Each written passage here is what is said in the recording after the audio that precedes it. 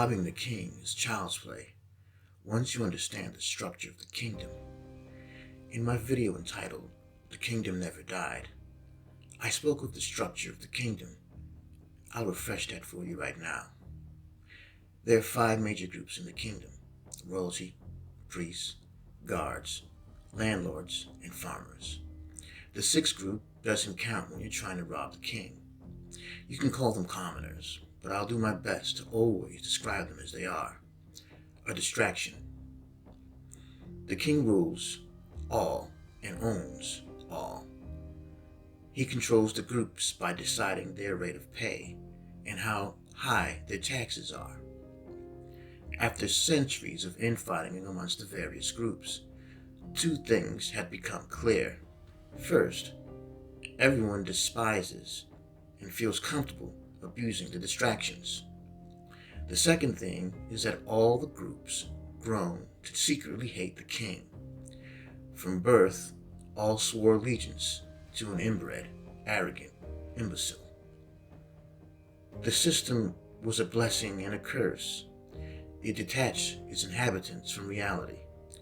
Each group would beg the king for higher pay or tax relief. Also, each group struggled for power amongst each other.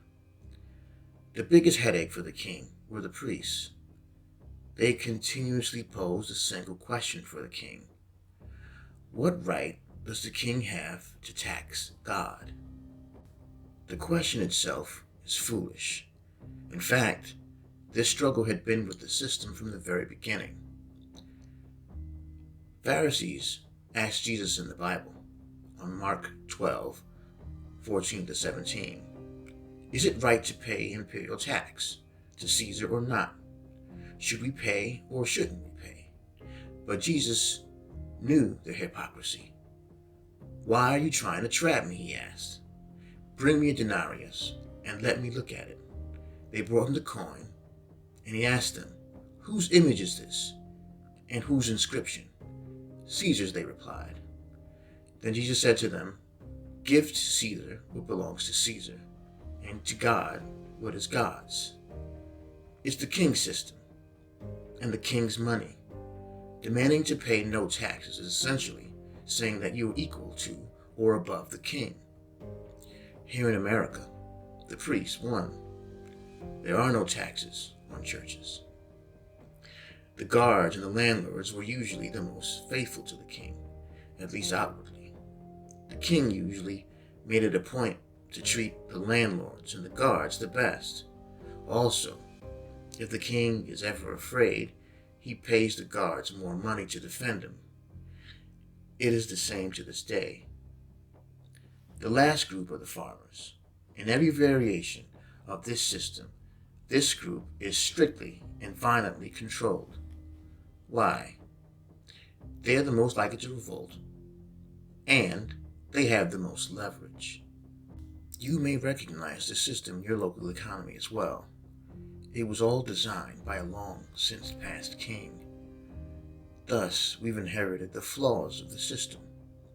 We can also look back and see why the king failed. He created a system of control using brutality and terrorism. Unfortunately for the king's system was built on math. It isn't completely the king's fault that the system continuously failed. In order to maintain the king's system, you'd need a deep understanding of fluid dynamics. Most kings were complete idiots. Someone in the past saw a way to exploit this system, and it was glorious in its execution. The system that we live under is wrongly called free market economics. The markets aren't and never have been free. The markets have always only benefited a small group of people from the very beginning. What's nice about the system that we live under is that we have the technology to replicate and simulate how it works under different circumstances. What's even better is that there are folks who demonstrated how to exploit the system to your advantage and made YouTube videos about it. The video showing is of YouTuber The Spiffing Brit. The video is a little over 30 minutes long and has close to 2 million views. In it, he he's playing Final Fantasy XIV. While everyone else is off doing quests and challenges, he decided to exploit the mechanics of the game to become a millionaire and gain dollars by hanging out by the market board. It should be noted that the developers of Final Fantasy XIV simply emulated our economic system and put it in the game. What exactly does a spiffing Brit do? He picks a single item and buys up each one at a low price. Then he jacks the price up for everyone else. By monopolizing and charging an exorbitant price for one item, he created hyperinflation for the entire server that he's playing on. Because of his delivery, it seems like harmless fun, until you realize, isn't this the same shit happening to me right now? Yeah, it is. But for this video, it's important to look at what's happening to the kingdom. I will be studying the market boards and causing a data center-wide hyperinflation event. So let's see how fast I can make $1 million in the laziest way possible, because of course, come on, I'm British. How can you expect me to put in the work when I could just steal it from others? It's gonna be fantastic. In this scenario, Jeff Bezos is literally robbing the king. If someone comes along and has a monopoly on something the subjects of your kingdom need, but exploits them by jacking up the price, and you're the king, what do?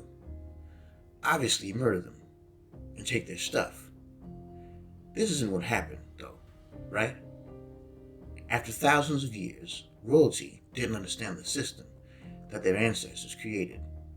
They spent their entire lives bickering with the various groups who rightly resented the king.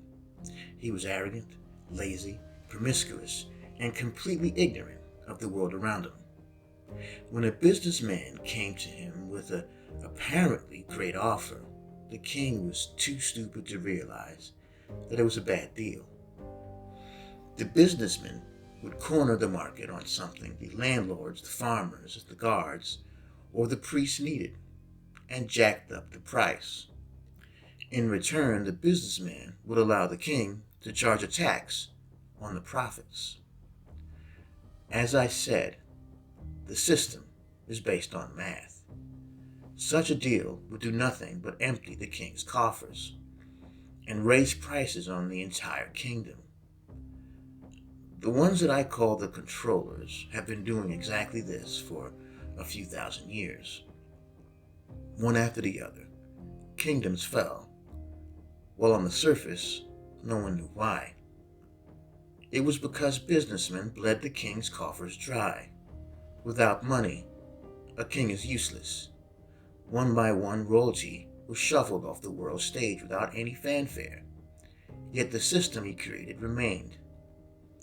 To this day, every nation has the same setup, as if it is natural or meant to be. They're the farmers, the guards, the landlords, the priests, and the distractions. In the place of royalty, now we have business. Those that control us can at any time raise prices and cause hyperinflation. In fact, this is something that we're living through right now. And just like the king, all the money essentially flows towards them. But it isn't the same, is it? The controllers don't have the power to tax. Thus, we have our modern system, with clear lines of demarcation. The government has the power to tax, and business has the power to raise or decrease pay, fire people, and raise prices. Every government is like this in some form. Capitalism, socialism, and communism are just variations on the kingdom created many thousands of years ago. It doesn't matter what you call it. The fact is, only two entities own everything: government and business. Until we start owning the things we need for ourselves, we will all be trapped by this system. Thanks for watching. I've decided to make a video almost every day, or as long as I have the space and the strength. I'm not really doing anything else. Also, things in the world seem to be moving rather quickly, so I'll need to jump around with the topics. Next time, we'll learn why Black Wall Street had to burn.